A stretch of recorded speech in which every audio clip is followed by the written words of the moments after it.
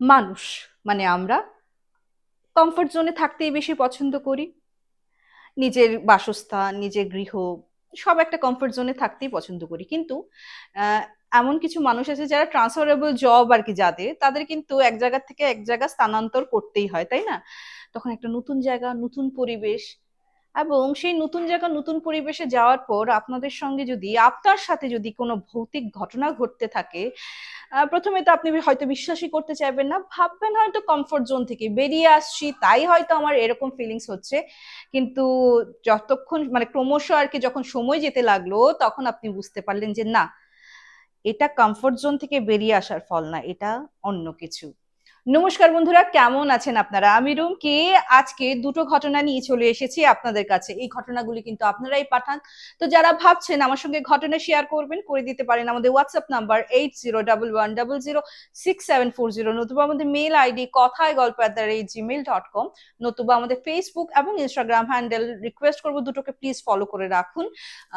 সেখানেও আপনারা ইনবক্স করতেই পারেন। একটাই রিকোয়েস্ট থাকে, ঘটনাগুলো শুধুমাত্র আমাদের জন্য হয়, অন্য কোথাও পাঠিয়ে রেখেছেন বা অন্য কোথাও থেকে ইন্সপায়ার্ড হয়ে ঘটনা প্লিজ পাঠাবেন না। এইটুকুনি বিশ্বাস আমি আপনাদেরকে করি বলেই আপনারা যখনই ছোট হোক বড় হোক, যেমনই ঘটনা হোক, আমি কিন্তু আপনাদের সামনে পাঠ করে শোনাই, তাই তো? তো তাড়াতাড়ি পাঠিয়ে দিন, বসে আছি আমি। তো প্রথম ঘটনাটা শেয়ার করেছে মধুমিতা, আমি লাইভে বলেছিলাম মধুমিতা পাঠিয়েছে। তো ওর না, আমি জায়গাটা প্রকাশ করছি না কোন জায়গায় হয়েছিল এই মানে ইনসিডেন্টটা। এবং ওর বাবা, যেহেতু উনি কেন্দ্রীয় মানে সেন্ট্রাল গভর্নমেন্টের এমপ্লয়ি, সো ও বলছে কিছু ডিসক্লোজ করো না, এরকম মানে হয়তো যদি পাপার হ্যাম্পার হতে পারে তো করো না। তো খালি বলেছে তুমি আমার নামটা নিয়ে নিও, ঠিক আছে? আমি ওকে মধুমিতা, আমি একটু শর্ট করে বলে দিচ্ছি, মিতা। মিতার সঙ্গে ইনসিডেন্টটা হয়েছে। এবং চলো শুরু করি আর ভুনিতা না করে। তো মিতার অ্যাকচুয়ালি দুই বোন, এবং মিতা এবং মিতার যে বড় দিদি, হ্যাঁ, ওর নাম মান্টি, সবাই মান্টি বলেই ডাকে। আমি মানে ঘরের নিকনেমটা ইউজ করছি, ভালো নামটা ইউজ করছি না। ও এখন কিন্তু ডক্টর। তো যখন ইনসিডেন্টটা হয়েছে, ও জাস্ট এমবিবিএস মানে ও ডক্টরি মানে এক্সাম দিয়ে, মানে এন্ট্রান্স তো হয় না, চান্স পেয়েছে। এবং ও গেছে হলো তোমার ইন্ডিয়াতে কোনো কোনো একটা ইনস্টিটিউশনে, গভর্নমেন্ট ইনস্টিটিউশনে ও চান্স পেয়েছে, গেছে। তখন কিন্তু মিতা পড়তো ক্লাস 8-এ, হ্যাঁ। তো মিতার মা হাউস ওয়াইফ ছিলেন, কিন্তু দুই মেয়েকে পড়াশোনার ক্ষেত্রে উনি প্রচন্ড সাপোর্ট করতেন। আর মিতা সবার ছোট ছিল, তো ওনার জান মানে বলে না, নয়নের মণি ছিল, হ্যাঁ। আর মিতার বাবা বললামই গভর্নমেন্ট এমপ্লয়ি ছিলেন, তো 5 বছর অন্তর অন্তর ওনার কিন্তু শিফট হতো। তো এখন ক্লাস 8-এ ওদের ট্রান্সফারের একটা মানে কথা চলছিল যে হবে, উইদিন 1.5-2 মাসে ট্রান্সফার হবে। তো তখন মানে ভালোই হলো, যেহেতু বললাম 5 বছর হলে ওর মানে বোর্ড এবং এইচএস অব্দি ও একটা জায়গায় পড়বে, এটা একটা ভালো জিনিস হয়েছিল। তো ওর মাও আস্তে আস্তে মেন্টালি প্রিপারেশন নিচ্ছিলেন নিজে অন্য একটা জায়গায় যাবেন। কিন্তু ওই সময় ওদের জীবনে ঘটলো একটা প্রচন্ড ভয়ঙ্কর, মানে এমন ভয়ঙ্কর ঘটনা যে হয়তো কেউ কল্পনাও করতে পারিনি। আমি বললাম তো মিতার বাবা তো এমপ্লয় মানে গভর্নমেন্ট এমপ্লয়ি ছিলেন, উনি সকালে মানে 9 to 5 ওরকম জব করতেন, চাকরির দিকেই পুরো কনসেন্ট্রেশন ছিল ওনার। ওয়ার ইজ মিতা এবং ওনার যে বড় দিদি মান্টি, এবং ঘরের যে যত রকমের কাজ কর্ম আছে বা বাজার হাট, এগুলি কিন্তু মিতার মাই করতেন, হ্যাঁ। তো একদিন কি হয়েছে, বাজার থেকে উনি বাজার করে আসার সময় ওনার একটা প্রচন্ড বাজে অ্যাক্সিডেন্ট হয়। এবং উনি নাকি প্রায় মিতা আমাকে যেটা বলেছে যে আমার মা প্রায় 1.5 মাসের মতো কোমায় ছিল, কিন্তু কোমার থেকে আর ফিরে আসতে পারেনি। তখনই ক্রিটিক্যাল কন্ডিশন ছিল, বাট হয় না যে একদম লাস্ট অব্দি আমরা সবাই আর কি, কি বলবো, যুদ্ধ করে যাই বা লড়াই করে যাই যাতে মাকে রাখা যায়। তো দিদিকে প্রথম প্রথম জানায়নি, বলেছিল অ্যাক্সিডেন্ট হয়েছে, মা আর কি অ্যাডমিট আছে, কারণ ও জাস্ট গেছিল। তারপর তো যাই হোক, এই ইনসিডেন্টের পরে তো এসেছে, অ্যান্ড বুঝতেই পারছো ওর জন্য প্রচন্ড একটা বড় ধাক্কা ছিল। এবং মিতা যেটা বলেছে, মার মৃত্যুর পর এই জিনিসটা সবথেকে, পাপাকে তো হার্ম করেছেই, আমাকেও প্রচন্ড বেশি হার্ম করেছে। যেমন বললাম যে মানে মায়ের চোখের মনি ছিল, ও মাকে খুব ভালোবাসতো। এবং মায়ের মৃত্যুর পর যদিও দিদি হোস্টেলে ছিল, দিদির সঙ্গে ও ওতপ্রোত ভাবে আরো বেশি জড়িয়ে যায়, ঠিক আছে? যেমন দিদিকে প্রায় সময় ফোন করতো, দিদিও ফোন করতো, যেহেতু মা নেই। তো তথাপি ডিস্টেন্সটা তো বুঝতেই পারছো। তো দিদি কোথাও না কোথাও, বোন তো বুঝতেই পারছিল বোন না মেন্টালি ঠিক নয়, আর ও প্রায় সময় মার স্বপ্ন দেখতো। তো আমাকে যেটা মিতা বলেছে যে আমি ভয় স্বপ্নে কিন্তু দেখতাম না যে মায়ের সোল আত্মা, ওরকম না। মা যেমন ছোটবেলা আমাকে বকা ঠকা দিত না খেলে, বা স্কুলে অনেক সময় না খেয়ে দৌড়িয়ে চলে গেলে বকা দিত, এই খাচ্ছিস না কেন, ঠিক করে খা, ওই রকমই মানে আগের স্মৃতিটাই আমি কিন্তু আমার স্বপ্নে দেখতাম। ঠিক আছে। তো তখন ওর দিদি ওর বাবাকে বলছে, বাবা তুমি রিকোয়েস্ট করো না তোমার ইয়েকে, অফিসকে, যে তাড়াতাড়ি ট্রান্সফার দিয়ে দিতে, সো দ্যাট তুমিও এই মায়ের এই স্মৃতির থেকে বের হতে পারো। স্মৃতি মানে কি, এই এই জায়গাতে থাকলে তো তুমি মায়ের মায়ের কথা বারবার মনে পড়বে, যেটা তোমার জন্য ভালো না, বোনের জন্য ভালো না। কারণ দেখো, মানে প্রতি মুহূর্ত এইখানে মা বসে থাকতো, এখানে মা রান্না করতো, মানে তুমি জানো মানুষটা নেই, কিন্তু এই যে একটা অনুভব, সেটা কিন্তু প্রচন্ড বিষাক্ত একটা অনুভব, বহুত কষ্টকর। মানে যে বেঁচে থাকে না এই স্মৃতিটা নিয়ে, তাদের লাইফটা সত্যি ভয়ঙ্কর হয়ে ওঠে গো। আর তার উপর মা বলে কথা, মানে আমি তো বলবো যে মাদের বয়স হলেও মারা যেন সবসময় মানে ভালো সুস্থ থাকুক এবং দীর্ঘজীবী হোক। তো মা বাবা দুজনের কথাই বলছি। ঠিক আছে। তো ওদের ট্রান্সফার হলো, উনিও প্রেশার দিলেন আর কি, বললেন যে যদি হয় ভালো হয়ে যায়, যে এর মধ্যে যদি চলে আসে। ট্রান্সফার অর্ডার অলরেডি বের হয়েই গেছিল, তো উনি জানতেন কোথায় হবে, বাট হয়েছে তোমার ভাইজ্যাক থেকে একটু মানে একটু শহরতলি আর কি, গ্রাম্য এলাকায় হয়েছে। ঠিক আছে। তো ওখানে উনি কোয়ার্টারও পেয়েছেন, তো ওখানে সব এমপ্লয়িরা ওই কোয়ার্টারেই থাকে। তো ওনারা যে কোয়ার্টার পেয়েছে না, এমনি তো বুঝতেই পারছো কোয়ার্টারে ওরকম কিন্তু দেওয়াল ঠাওয়াল থাকে না, জানোই। হ্যাঁ। এবং ওনারা না, মানে কি বলবো বলো তো, দোতলা একটা কোয়ার্টার, মানে নিচে এক ফ্যামিলি থাকবে, উপরে আর একটা ফ্যামিলি থাকবে, তো নিচের তলা ওরা পেয়েছে। মিতাদের আমি বলে দিচ্ছি, মামার বাড়ি কিন্তু হুগলিতে, আর মিতার মায়ের মৃত্যুর পর দিদা কিন্তু ছিল মিতার সাথে। তো ট্রান্সফার যখন হয় তখন আর কি আসতে পারেননি উনি। ওনার মানে ছেলের ঘরের নাতির এক্সাম বগেরা চলছিল, তো উনি চলে আসলে বৌমার কষ্ট হয়ে যাবে, তাই উনি আসেননি আর কি। তো বলছি তোমরা যাও, ওর এক্সাম শেষ হলেই আমি আসছি। ঠিক আছে। তো নতুন নতুন জায়গা, ওপরের পোর্শনটা কিন্তু খালি, মানে যে ভদ্রলোক ছিলেন 2-3 মাস আগে, 3-4 মাস আগে আর কি উনি ট্রান্সফার হয়ে গেছে। তো উপরে কেউ আসেনি, নিচে আর কি ওরা এসছে, মিতা এবং মিতার পাপা। তো দিদি যখন ছুটি পাবে তখনই আসবে। ঠিক আছে। তো বেশ ভালো ঠিকঠাকই চলছিল। ওদের সবার আলাদা আলাদা রুম, পাপা একটা আলাদা রুমে ঘুমোতো, মিতা আলাদা রুমে, যদিও এর আগে ও দিদির সাথে ঘুমাতো, এবং দিদি যখন পড়তে চলে যায় কিছুদিন কিন্তু মাও ওর সাথে ঘুমিয়েছে, যেহেতু একা ঘুমানোর অভ্যাস নেই। আচ্ছা, কোয়ার্টারটার ডিসক্রিপশন দিয়ে দিই। আশেপাশে বললাম যে সেম অফিসেরই স্টাফ থাকতেন। অ্যান্ড ওদের না কোয়ার্টারটা পুরানা, বুঝছো, কি বলবো, একটা পাল্লার দরজা না, 2 পাল্লার দরজা কিন্তু তখনও ছিল। হ্যাঁ। এন্ড ঠিক আছে চলো, থাকার মতো। এবং রুম ছিল, পাপা একটাতে থাকতো, মিতা একটাতে থাকতো, দুটো এমনি এক্সট্রা রুম ছিল, ডাইনিং ছিল, ওই রকম কিচেন রুম ছিল, টয়লেট বাথরুম দুটো ছিল। হ্যাঁ। ঠিক আছে। তো একদিন কি হয়েছে, মিতা এই মানে ওই যেখানে বললাম আর কি, জায়গাটার নাম ভাইজ্যাকের থেকে একটু দূর, একটা মানে গ্রাম্য এলাকাও বলা যায়, শহরতলি আর কি। হ্যাঁ। একটু গেলে তুমি ক্ষেত, মানে ফসল মানে চাষ করছে, শস্য চাষ করছে, সবকিছুই তোমার চোখে পড়বে। তো স্কুলেও একটা অ্যাডমিশন হয়েছে, ভালো স্কুলেই ও অ্যাডমিশন নিয়েছে। হ্যাঁ। এইটাই। তো মিতা তো শুয়েছে, বেশ মানে মার জন্য মন কেমন করছিল, তথাপিও নতুন জায়গায় ও অ্যাডজাস্ট করার চেষ্টা করছে। ওই বাবা বলেছিল যে তুমি একা ঘুমাচ্ছ, ঠিক আছে, দরজা কিন্তু লক করবে না। হ্যাঁ। তো ঠিক আছে, এমনিও একটু ভয় পাচ্ছিল একা একা ঘুমোতে। তো আচ্ছা, এর আগে বললাম দিদা থাকতো, দিদার সঙ্গে ও ঘুমাতো। তো এখানে এসেও ওরকম করে একা ঘুমোচ্ছে। তো রাত্রেবেলা 2 পাল্লার দরজা ও জাস্ট আবজে রেখেছে, লক না করলে ওরকম ভেজিয়ে রেখেছে। আপনি করে খুললো, করে বন্ধ হলো। ঠিক আছে। আওয়াজ শুনে ও চোখটা এরকম করে তাকালো, আবার দেখলো, করে খুললো, আবার করে বন্ধ হলো। ওনা ভয় পেয়ে গেছে। এটা 3-4 বার রিপিট হওয়ার পর ওনা মানে পাপা ভেবে ও উঠেছে, উঠে পাপা রুমে গেছে, গিয়ে দেখি পাপা অঘরে ঘুমাচ্ছে। পাপাকে ডেকেছে, ও পাপা, পাপা যে কি হয়েছে মা, তুমি কি আমার রুমে এসেছিলে? বলছে না, আমি তো ঘুমোচ্ছিলাম, আমি তো তোর রুমে যাইনি মা। তো বলছে জানো তো, আমার দরজাটা এরকম আপনি আপ খুলছে, আপনি আপ বন্ধ হচ্ছে, অথচ হাওয়া বাতাস আসার মতো তো জায়গায় নেই, খোলাই কিছু না, সবকিছু তো আমরা বন্ধ টন্ধ করেই ঘুমিয়েছি। তো বলছে ধুর, তুই হয়তো স্বপ্ন দেখেছিস। তো ও তো ভয় পেয়ে গেছে, বলছে পাপা আমি তোমার সঙ্গে ঘুমাই। বলছে হ্যাঁ মা, ঘুমা। তো সেই দিন ও পাপার সাথে ঘুমিয়ে গেল, এবং পরের দিন সকালে ও নিজেও ভেবেছে হয়তো স্বপ্ন দেখেছে বা হ্যালুসিনেট করেছে। হ্যাঁ। তো ওই দিন তো স্কুল টুল গেল। আর ও না একটু ইন্ট্রোভার্ট টাইপের ছিল। তো মিতা বললো যে জানো রুমকি দি, আমি না, কেউ যদি আমাকে কিছু কথা শুনিয়েও যায়, বা হয়তো আমার দোষ নেই, আমি খালি কানতাম, আমার ভিতরে চাপা রেখে দিয়ে দিতাম। আমি কোনোদিনও ঝগড়া করতাম না। ওর দিদি আউটস্পোকেন ছিল, হ্যাঁ, কিছু পছন্দ না হলে মুখের উপর বলে দিত। অ্যান্ড মিথ্যা কিন্তু কোনোদিনও বলতো না। ইনফ্যাক্ট মা যদি অনেক সময়, দেখো না, যতই রান্না করি না আমরা, মাঝে মধ্যে তো রান্না খারাপ হতেই পারে, ও কখনো বলতো না হ্যাঁ যে মা এটা খারাপ হয়েছে ওটা ভালো হয়েছে, মানে ভালো হয়েছে বলতো, খারাপ হয়েছে বলতো না। তো এতটাই ইন্ট্রোভার্ট ছিল। তো আশেপাশে মানুষের সঙ্গে বুঝতেই পারছো ওরকম ভাবে চট করে মিলা ওর পক্ষে তো পসিবল ছিল না, ওয়ারেস ওর মা কিন্তু সবার সঙ্গে মানে পট করে অ্যাডজাস্ট করে নিত, মিলে যেত, হ্যাঁ। আর মা হারানোর একটা কষ্ট তো ছিলই। তো সেদিনও এসছে, আসার পর তোমার সেদিন বলেছে যে না, হয়তো কালকে স্বপ্ন দেখেছিলাম, আজকে আমি আমার রুমেই ঘুমাবো। তো ওর রুমে ঘুমোতে গেছে। তো মোটামুটি আর কি ঘুম আসবে আসবে তন্দ্রা তন্দ্রা, হঠাৎ ও শুনতে পায় ঠিক উপরে, আমি বললাম না উপরের ফ্লোরটা খালি ছিল, ভারী চেয়ার বা ওই ভারী আলমিরা এরকম করে টেনে টেনে, যেমন কেউ টেনে টেনে নিয়ে যায় না, ওইরকম টেনে টেনে কেউ নিয়ে যাচ্ছে। তো ও ভাবলো হয়তো উপরে কেউ এসছে, নতুন ট্রান্সফার হয়ে ওরাই হয়তো শিফট হয়েছে।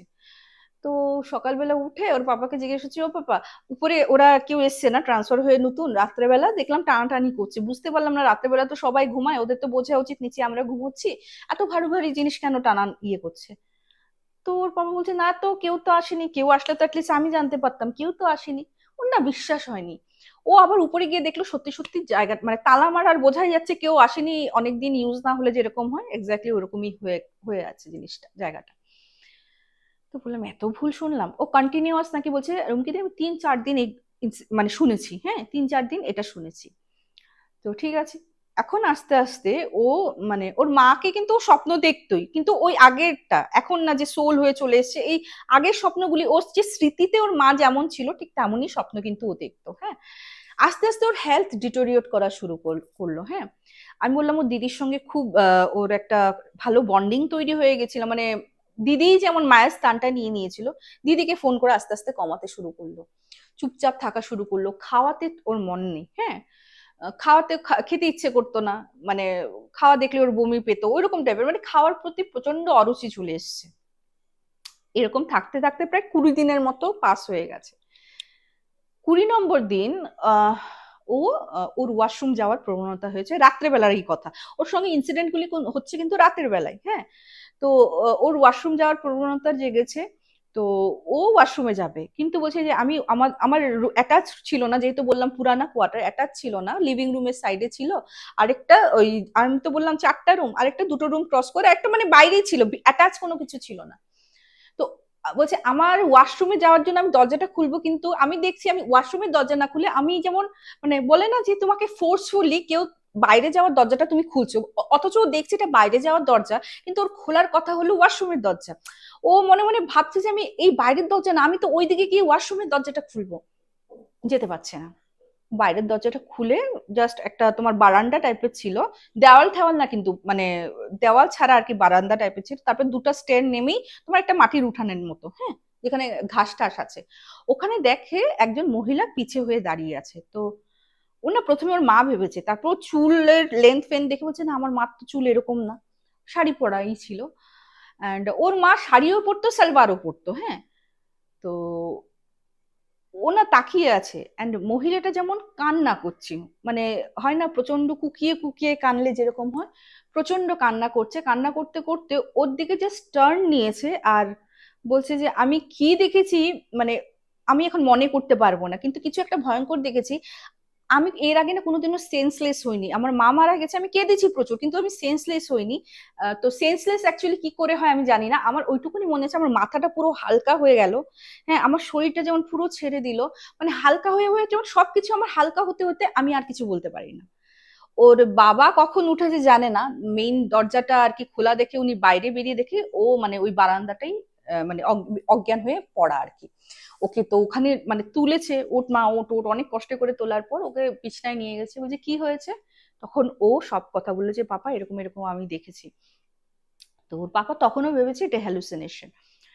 ওই ওই দিন থেকে না ওর শরীর আরো ডিটোরিয়েট করা শুরু করলো। তো ওই সময় ওর দিম্মাকে ফোন করা হলো যে মা ওর যদি এক্সাম শেষ হয়ে যায় আপনি চলে আসুন, মিতার শরীরটা খারাপ। তো বলছে হ্যাঁ বাবা আমার টিকিট হয়ে গেছে, আমি আসছি, আমি এবং ওই যার এক্সাম শেষ হয়েছে ও, এবং তোমার ইয়ে কি বলে ওনার মামি, ওরা আসবে। এদিকে মিতাও মোটামুটি শরীর খারাপ, এদিকে ওর বড় বোনেরও তোমার ফার্স্ট সেমিস্টার শেষ, এখন আর কি বাড়ি আসবেও। হুম। মানে এইটুকুনি সময়ে, সেমিস্টার তো 6 মান্থের হয়, ওদের জীবনে কিন্তু এত কিছু ঘটে গেল। মান্টি, তো মান্টি আগে এসছে, তারপর দিম্মা এসছে। হ্যাঁ, মান্টি এসছে, আসার পর মান্টির সঙ্গে যেমন ও খুব মিসবিহেভ করতো। মিতা বলছে কি, আমার দিদি বলতো আমি নাকি ওকে দেখতে পারতাম না, আমি ওকে কামড়াতে যেতাম। ওর চুল মুঠে টানতাম, ও যদি আমাকে কিছু বলতো ওর মানে পিঠে গুম গুম গুম করে কিল দিতাম। মানে ওকে যেমন সহ্য করতে পারতাম না। আর এইটা কোথাও না কোথাও আমার দিদির মনে খুব কষ্ট হচ্ছিল। পাপাকে বলেছো, পাপা ও আমার সঙ্গে এরকম কেন করছে, অথচ ও তো মানে মা যাওয়ার পরে ও আমাকে ঘন ঘন ফোন করতো, এখন ফোন করে না। ও যেমন চিড়চিড়া ঠিক না, মানে বলে না বড় দিদিকে দেখতে পারে না, ওইরকম টাইপের। হ্যাঁ, তো বলছি মানে হালত না আস্তে আস্তে মানে বলে না খারাপের দিকে চলে যাচ্ছে। ওই সময় ওর দিম্মা, ওর মামি আর ওই পুচকাটা আসছে, মানে ভাইটা আসছে। হ্যাঁ, তো ভাইটা আসার পর তো ওর দিম্মা তো বুঝতেই পারছো, যেটা আর কি দুই বাচ্চা করে না, মানে মিতা বা মান্টি করতো না। দিম্মা তো একটু ঠাকুর ভক্ত, উনি আহ্নিক করতেন, উনি সন্ধ্যা পূজা দিতেন। তো এইগুলি যখন সন্ধ্যাবেলা যখন সন্ধ্যা প্রদীপ দিচ্ছে বা জোকার দিচ্ছে বা হরিধ্বনি দিচ্ছে, মিতা চিৎকার করে কান্না কান চাপা দিয়ে, তোমরা এসব বন্ধ করো বলছি, আমি সহ্য করতে পারছি না, এক্ষুনি বন্ধ করো, তোমরা কি পেয়েছো আমাকে বলে প্রচন্ড চিৎকার চেঁচামেচি শুরু করে দেয়। তো ওরা তো বুঝতেই পেরেছে আনইউজুয়াল, আমি দিম্মা বুঝেই গেছে আনইউজুয়াল, মানে এই জিনিসটা যে মানে ইউজুয়াল নয়। তখন ওই যে ওর যে শরীর খারাপটা আরো দ্বিগুণ ভাবে বাড়া শুরু করলো, এমন ভাবে বাজে ভাবে হেলথ ডিটেরিওরেট করলো, বিছানা থেকে মেয়েটা উঠতে পারে না। ওকে নার্সিং হোমে অ্যাডমিট করা হলো। তো নার্সিং হোমে ওর দিম্মা যায়নি, দিম্মার বাচ্চাটা রয়েছিল, ওর মামি এবং ওর দিদি গেছে, অবভিয়াসলি ওর বাবা গেছে, বাবার এক কলিগও গেছে। আর কলিগ কিন্তু অপোজিটেই থাকতেন। তো অ্যাডমিশন করার পরে ওর মান্টি আর মান্টির মামি যখন ফিরে আসছে, মানে বাড়িতে ঢুকতে যাবে, ওই যে কলিগ গেছে ওর বাবার সাথে হসপিটালে, বললামই পাশে থাকে, ওনার যে মিসেস এসছে, এসে মান্টির সঙ্গে কথা বলছে যে আমি তোমাদের ব্যাপারে শুনেছি তুমি নাকি পড়ছো, মেডিকেল পড়ছো। হ্যাঁ, উনি কিন্তু সাউথ ইন্ডিয়ান ছিলেন। হ্যাঁ, তো সাউথ ইন্ডিয়া ওই তামিল, ওনারা তো আন্ধ্রাতে থাকতেন, মানে তেলেঙ্গানা আন্ধ্রা ওইদিকে, ভদ্রমহিলা তামিল ছিলেন, তো ইংলিশে কথা বলছে। তো বলছে একটা কথা বলি, বলছে হ্যাঁ বলুন। বলছে তোমার পাপাকে বলো যদি কোয়ার্টার চেঞ্জ করার অ্যাপ্লিকেশন দিতে, আর তোমরা ইমিডিয়েট ছেড়ে তোমরা লাগে ভাড়া বাড়িতে চলে যাও। বলছে ওয়াই আন্টি, কেন আন্টি আপনি এরকম করে বলছেন? তো বলছে যে তোমার আঙ্কেলও তোমার পাপাকে বলবেন, আমরা খুব টেনশনে ছিলাম, মেয়ে তোমার বোন বোধ একটু ইন্ট্রোভার্ট না? বলছে হ্যাঁ, ওনার কথা কম বলে।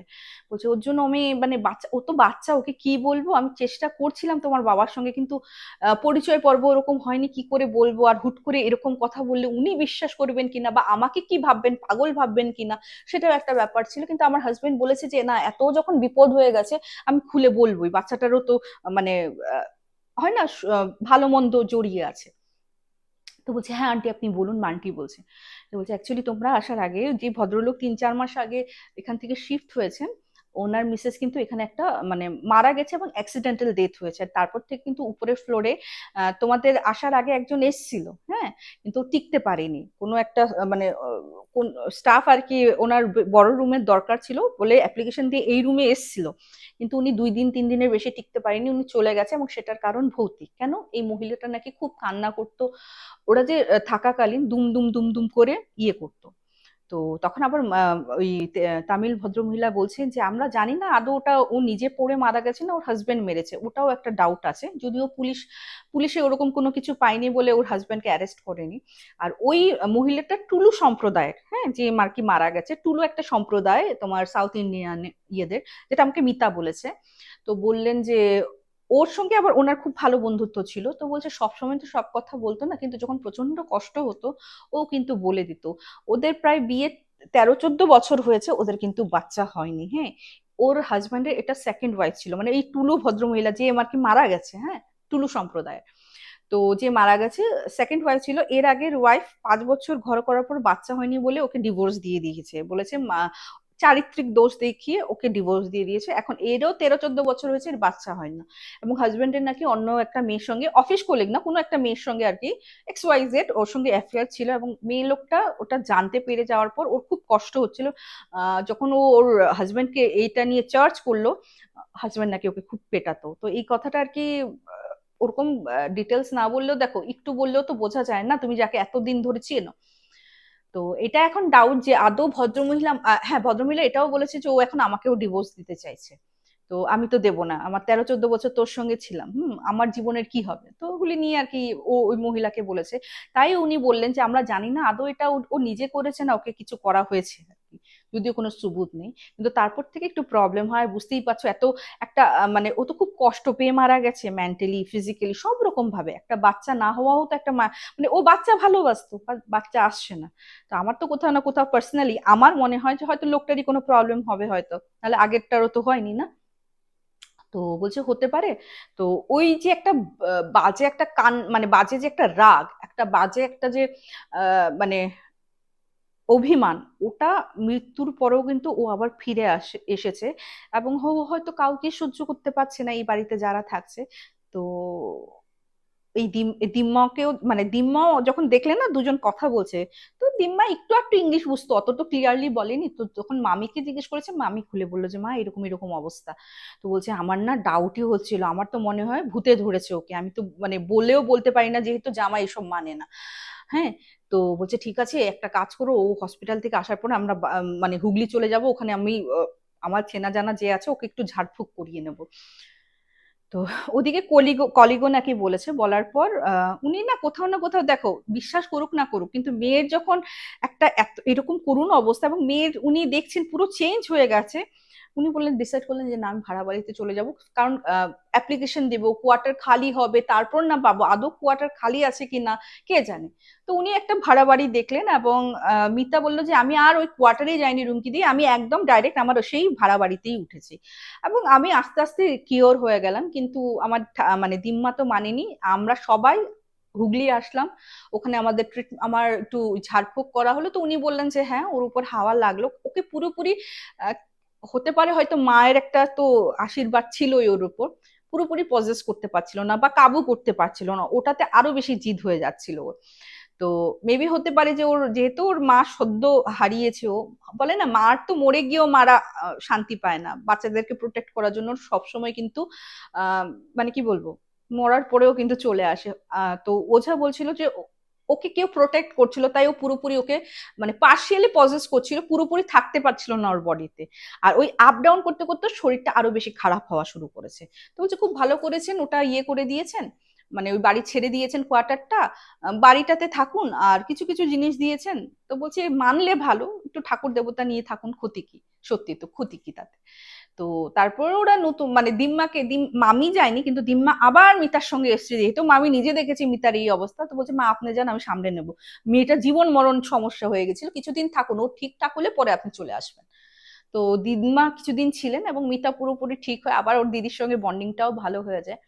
মিতা যে কেন শেয়ার করেছে, বলছে অনেক সময় আমাদের জানো তো মানি আর না মানি, কিছু কিছু জিনিস আছে যে তোমাকে বাধ্য করবে যে তুমি মানো, ঠিক আছে, বিশ্বাস করতে তুমি বাধ্য, তোমার আর কাছে আর কোনো অপশন থাকবে না। যেমন আমার বাবার কাছে কোনো অপশন ছিল না, নিজের চোখের সামনে মেয়ে যখন এই অবস্থা দেখছিলেন, উনি কিন্তু বিশ্বাস করতে বাধ্য হয়েছিলেন।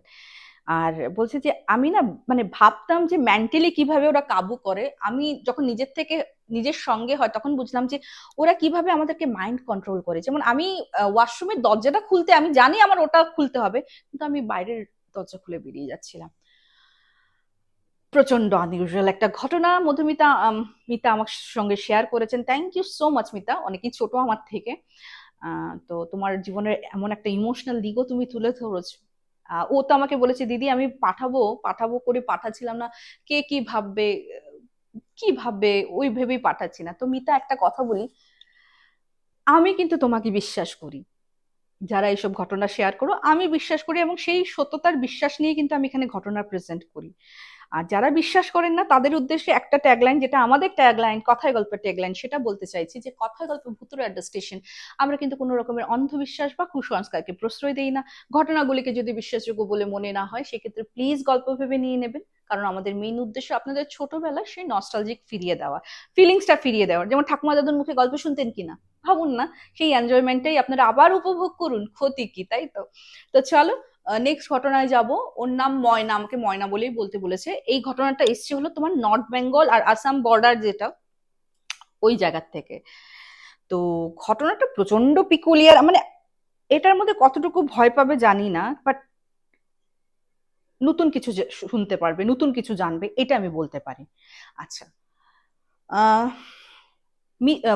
তোমার ময়নার ঠাকুমা দাদু মারা গেছে, ঠাকুমার ঘরটা না বিশাল বড়। বিশাল বড় মানে কি, ওনার রুমে না তোর 3-4টা কিং সাইজের বেড পড়ে যাবে, কিন্তু ওনার রুমে আবার ডিভাইড করা ছিল, প্লাইউড গুলি আছে না, প্লাইউড গুলি দিয়ে ডিভাইড করা ছিল। যদিও যাওয়ার একটা রাস্তা ছিল, দরজা ছিল না। যেমন খাট ওইখানেও ছিল, এখানেও ছিল, ওখানেও ড্রেসিং টেবিল ছিল, এখানেও ড্রেসিং টেবিল ছিল। আর ঠাম্মি সামনেরটাতে থাকতো, পেছনেরটা ফাঁকাই থাকতো। তো অনেকবার জিজ্ঞেস করেছি একটা রুমে এরকম ডিভিশন কেন, যেহেতু অনলি দাদু ঠাম্মুই থাকতো বা ঠাম্মু একা থাকতো দাদু মারা যাওয়ার পর, তো এই এরকম কেন আলাদা করা? তো কেউ কোনো অ্যান্সার দিত না। আচ্ছা, ময়নার বাবা কাকা দুই ভাই তো ময়না তো ছোট ছিল, তারপর ময়নার ভাইয়ের ডিফারেন্স 9-10 বছরের। তারপর কাকু বিয়ে করেছে, হ্যাঁ। তো কাকু বিয়ে করার তোমার ধরো 6 মাস পরে ওর ঠাকুমা এক্সপায়ার করেন। ঠাকুমা মারা যাওয়ার আগে ওর বাবাকে পই পই করে বলেছিলেন, আমি মারা যাওয়ার পর রুমটা কিন্তু তালা মেরে দিবি, হ্যাঁ, তুই তো অনেক কিছুই হয়তো তোর মনে আছে, অনেক কিছুই সব তো ভুলে যাবি না হয়তো, জানিস তো তোরাও এই রুমে থাকতে পারতিস না, এই রুমটা বন্ধ করে দিবি, কারণ ময়না আছে, ওর ভাই আছে, এখন ছোটটাও বিয়ে করেছে, ওরও বাচ্চা পোলাপান হবে, তুই এটা বন্ধ করে রেখা দিস। তো ঠিক আছে, বাবা বন্ধ করে রেখেছে, কিন্তু এটার কারণ কি এটা কিন্তু ময়নাকে কোনোদিনও বলেনি। তো ময়নাও যখন মানে সব শ্রাদ্ধ শান্তি হয়ে গেল, সবকিছু হয়ে গেল, তখন স্ট্রিক্টলি ময়নার বাবা বলল সবাইকে যে এখন কিন্তু ওই ঘর কেউ খুলবে না, আমি তালা বন্ধ করে দিয়েছি, সপ্তাহে আমি যেদিন থাকবো সানডে সানডে ঘর পরিষ্কার করা হবে, ওই রুমে কিন্তু কেউ একা যাবে না। অথচ এর মানে যে ময়নারা আগে যেত না তা না, ঠাকুমা জীবিত দশায় তো যেত, কিন্তু সন্ধ্যার পর ঠাকুমা ওদেরকে ভাগিয়ে দিত, বলছে না সন্ধ্যা হয়ে গেছে, যাও ঘরে যাও, এখন একদম এই ঘরে থাকবে না, আমি একটু ঘুমাবো, নানা রকম অছিলা দেখিয়ে ওদেরকে পাঠিয়ে দিতেন, হ্যাঁ। ঠিক আছে। তো একটা জিনিস দেখবে, একটা বয়স থাকে না যে তুমি যে জিনিসটা না করবে না, মনে তখন বয়স কত হবে বলো তো, 13-14 বছর। ও না মানে বলে না, যে জিনিসটা মানা করবে এই জিনিসটা বেশি জানে, স্পেশালি বাচ্চাদের ক্ষেত্রে। এই জায়গায় আমি বলবো কি, ওদেরকে সত্যিটা একটু হলেও জানিয়ে দেওয়া উচিত, না হলে ময়নার মতো এরকম ভুল কাম করে ফেললেও ফেলতে পারে। সেটা হলো ওর কিউরিসিটি জেগেছে যে নিশ্চয়ই ঠাম্মির ঘরে এমন কিছু আছে, মানে একটু কাইন্ড অফ গুপ্তধন খাজানা বা কোনো কিছু, মানে অ্যান্টিক টাইপের। তো ওর বাবা চাবিটা না ওদের ড্রয়ারে রাখতো, এন্ড বিশ্বাস ছিল কেউ তো নেবে না, ড্রয়ার থেকে চাবি নিয়ে ভাত ঘুম সবাই ঘুমোচ্ছে, ওই ফাঁকে ময়না গিয়ে তালা খুলে এই রুমও দেখেছে, ওই রুমে দেখেছে, দেখে সব নর্মাল, ওই ঠাম্মি যেমন থাকতে যেরকম ছিল, ওই রুমে এটা, এই রুমে এটা, এরকম টাইপের, হ্যাঁ। তো বাবারে কিছুই তো নেই, তাহলে না মানা করে কেন লিগা, হ্যাঁ, বলে না আবার তালা তুলা দিয়ে জায়গায় জিনিস রেখে, ও যেমন এজ ইফ ও কিছু জানে না ওইরকম ভাবে রাত্রেবেলা খাওয়া দাওয়া করেছে, সব ঠিকঠাক। পরের দিন সকালে বাবার গরু গম্ভীর আওয়াজ, ময়না ঘুম থেকে উঠ, কি হয়েছে, তুই কালকে কেন ওই ঘরে গেছিলি? ময়না তো আকাশ থেকে পড়েছে, ময়নার মা কাকে এরকম বলে, ও ওই ঘরে গেছিল, কখন গেছিল? তুমি ওরে তোমার মেয়ারে ভালো করে জিজ্ঞেস করো তো, ও ওই ঘরে ঢুকছিল কি না। তো সবাই জিজ্ঞেস করছে, কি রে তুই ঢুকেছিলি? ও মাথা নিচু করে আছে। তো বলছে, ওর মা বলছে যে তুমি কি করে জানলে? বলছে ওকে আগে স্নান করে ঠাকুর ঘরে আইতে গো। তোকে স্নান করিয়ে ঠাকুর ঘরে নিয়ে এসছে, ঠাকুর ঘরে নিয়ে এসে ঠাকুরের জল ঠল দিয়েছে, আর বলেছে যে ঠিক আছে, আমি তোমাদেরকে সবার সবকিছু খুলে বলছি, না হলে তোমরা হয়তো জিনিসটাকে কিউরিসিটি, আউট অফ কিউরিসিটি আরো অনেক ভুল কাজ করতে পারো। তো সবাইকে বলছে কালকে মা স্বপ্নে আসা বলছে যে ময়না কিন্তু ওই রুমে ঢুকেছে, বাবা তুই একটু দেখা শুনে রাখিস ওকে, ও কিন্তু ঢুকছিল। স্বপ্ন এসে ওনার মা এই নির্দেশটা ওনার ছেলেকে দিয়ে গেছে, আর মা এমনি এই স্বপ্ন তো এমনি এমনি আসতে পারে না। তো ময়না বলছে হ্যাঁ আমি ঢুকেছিলাম, তোমরা সব শুধু না করো না করো, আমি দেখার জন্য যে ওখানে কোনো রকমের কোনো কিছু আছে নাকি, যে কেন তোমরা না করো। তখন গিয়ে সবকিছু মানে যেটা আর কি রিভিল হয়, বলছে যে অ্যাকচুয়ালি ময়নার ঠাকুমা ওর দাদুর সেকেন্ড ওয়াইফ ছিল। প্রথম ওয়াইফ বিয়ে হওয়ার 5-6 বছর পর মা হতে গিয়ে, তখন তো ধাইমার সিস্টেম ছিল বাড়িতেই, মা হতে গিয়ে মারা যায়। তো মারা যাওয়ার পর মানে বুঝতেই পারছো, দাদু কিন্তু বিয়ে করতে চায়নি, যেহেতু কোনো সন্তানাদি হয়নি, ওর দাদুর মা বাবারা জোর জবরদস্তি ময়নার ঠাকুমার সঙ্গে যখন বিয়ে দিতে গেছে, তখন কিন্তু খুব প্রবলেম করেছে ওর বড় ঠাম্মির আত্মা, মানে বিয়ে করতে দেবে না ওইরকম টাইপের, হ্যাঁ। তো ওকে নাকি তান্ত্রিক দিয়ে অনেক রকমের ইয়ে ঠিয়ে করে, পার্টিকুলারলি আমি বললাম না দুটো আর কি করে দিয়েছে পার্টিশন, ওইখানে ওর আত্মাটা থাকতো। এইখানে দাদু ঠাম্মুর আর কি নতুন ঘর হলো, কিন্তু তান্ত্রিক বলেছে যে ওকে আর এর থেকে বেশি আমি বাঁধতে পারবো না, আর ওনার হাজব্যান্ডকে বলেছে তুমি এখানে কোনো দরজা লাগিয়ে না, তুমি যদি ওকে আরো আবদ্ধ করে রাখো না, ও আরো উগ্র হয়ে ডিস্ট্রয় করে দেবে। তো তুমি ওকে বোঝাও, ঠিক আছে, তুমি বোঝাও, তুমি বোঝালে বুঝবে, কারণ ও আটকে রয়েছে অনলি তোমার জন্য। তো দাদু নাকি বলেছে যে দেখো, তুমি তো আমার মা বাবাকে খুব ভালোবাসতে, মা বাবার জন্য হয়তো একটু তুমি সহ্য করে যাও, হ্যাঁ, যে আসছে ওকে গ্রহণ করো, তোমার ছোট বোন ভাবে গ্রহণ করো। তো ঠিক আছে, বিয়ে ঠিয়ে হলো, কিন্তু কি বলতো, মানে কি অদ্ভুত, মানে সেকেন্ড ওয়াইফ হলেও তো তুমি যতই বলো না, সব ওয়াইফেরই হয়তো নিজের হাজবেন্ডের প্রতি পজিটিভ, মানে ওটাকে কি বলে, পজিটিভই তো বলে না, ওটা হওয়া তো খারাপ না। তো হাজবেন্ড ঠাকুমার সঙ্গে ঘুমাতেন হয়তো, কিন্তু ওই ভোর, ভোর ঠিক বলা যায় না, মিডিল নাইটে, মিডিল রাতে ওখানে গিয়েও কিন্তু উনি একবার চক্কর দিয়ে আসতেন, অ্যাজ ইফ মানে উনি দেখছেন আর কি ঘরটা ঠিকঠাক আছে কিনা, বা ঘরে যে সেই অশরীরী আছেন দেখতে আর কি, যাতে ঠিকঠাক থাকে। ঠিক আছে, তো এরকম করে উনি সহ্য করে গেছেন, কারণ আগের দিনের মানুষের সহ্য শক্তি কিন্তু প্রচন্ড বেশি, মানে এখনকার তুলনায় তো অনেকই বেশি, তাই তো? ঠিক আছে, কিন্তু উনি যখন প্রেগনেন্ট হলো তখন ওনার দাদুকে স্বপ্ন দিল যে আমি তো সুখ পাইনি, আমার চোখের সামনে ও সন্তান সুখ পাচ্ছে, এটা আমি সহ্য করব না, তুমি ওকে ওর বাবার বাড়ি পাঠিয়ে দাও, আর ওই সন্তানকে কিন্তু তুমি আমার ঘরে আসতে দেবে না, আমি না চাইলেও হয়তো ওর ক্ষতি করে দিতে পারি, কারণ আমি কিন্তু একজন সন্তানহারা মা, আমি পাচ্ছি না, ও আমার স্বামী সুখও পাচ্ছে, সন্তান সুখও পাচ্ছে, আমি কিন্তু সহ্য করতে পারবো না, ও থ্রেটনিং দিয়ে দিয়েছে। তো ওনাকে তো বাবার বাড়ি পাঠিয়ে দেওয়া হয়, মানে বাবা কাকা সব মামার বাড়ি হয়েছে, হ্যাঁ, ময়নার। এবং যখন চলেও এসে ঠাম্মা অন্য রুমে থাকতো বাচ্চাদেরকে নিয়ে, এবং বাচ্চারা যখন বড় হয় ওর বাবা কাকা কিন্তু এই রুমে দিনের বেলা আসতো, রাত্রেবেলা একদম অ্যালাউ ছিল না, বরং ঠাম্মি ওদের সঙ্গে ঘুমোতেন। তো দাদু কিন্তু মানে এরকম ভাবে অ্যাডজাস্ট করে চলছিলেন। তো দাদুর মৃত্যু হলো, কিন্তু তারপর ঠাকুমার মৃত্যু হওয়ার পরে তথাপিও এই রিচুয়ালসটা উনি বলে গেছিলেন, যাতে ওনার যে এই নাতি নাতনি ওদের যাতে কোনো প্রবলেম না হয়। তো তথাপিও মানে ময়নার মা বলছে যে ওকে একটু ঝাড়িয়ে নিলে ভালো হয়, ও যখন গেছে, আর তুমি যখন এইসব কথা বলেছো, ময়নার মাও কিন্তু জানতেন না কাউকে মানে অশরীরী আত্মার জন্য যে এইসব হয়েছে করেছে ওইটা কিন্তু কিচ্ছু বলেননি। আর আগের দিনের মানে ময়নার মারাও না কোনোদিনও জিজ্ঞেস করেননি যে এটা এরকম কেন। হ্যাঁ, তো ওঝা ওঝা তো দেখিয়েছে, ওঝা বলেছে আমি তোমার ওই ঘরটা দেখতে চাই। তো ওঝা এসে দেখেছে, বলছে যে না, যেই অশরীরী আত্মা ছিল সে কিন্তু অনেক আগেই চলে গেছে, এখানে কিন্তু কোনো অশরীরী আত্মার আমি উপস্থিতি টের পাচ্ছি না। তো ময়না বলছে যে হতে পারে আমার দাদুর জন্যই তো আটকে ছিল ওই বড় ঠাম্মু, মেবি আমার দাদুর মৃত্যুর পরে ওই বড় ঠাম্মু চলে গেছে দাদুর সোলের সাথে। হতেই পারে ময়না, অনেক কিছুই হতে পারে, প্রচন্ড একটা আনইউজুয়াল ঘটনা, আমি বললাম আমি পাঠিয়েছে ময়না আমাদের জন্য, তো থ্যাংক ইউ সো মাচ ময়না। এভাবেই আমাদের পাশে থাকো, পাশে তো থাকতে হবে। যারা নতুন দেখছো বসে আছো কেন, সাবস্ক্রাইব বাটনটা প্রেস করেই দাও। শেয়ার করছো না কেন, প্রচুর প্রচুর শেয়ার করো, ফেসবুক প্রোফাইলে শেয়ার করো, এসব ঘটনা আমি জানি অনেকেই পছন্দ করবে। এবং জীবনের 1001 গল্প দেখতে ভুলবে না, আর লাইক বাটনটাও তো রেগে আছে, প্রেস করেই দাও। তো চলো, জানো তো মঙ্গল এবং শুক্রবার দুপুরবেলা 3টে এপিসোড চলে আসে, এবং শনিবার রাত্রে 10টায় তোমাদের সঙ্গে আড্ডা মারতে চলে আসি লাইভে, এবং ভৌতিক ঘটনা তো থাকে, সঙ্গে থাকে দৈবিক ঘটনাও। তো চলো, আজকে এপিসোডটা আমি এখানেই শেষ করছি, খুব তাড়াতাড়ি দেখা হবে, till then bye bye, see you soon, নমস্কার।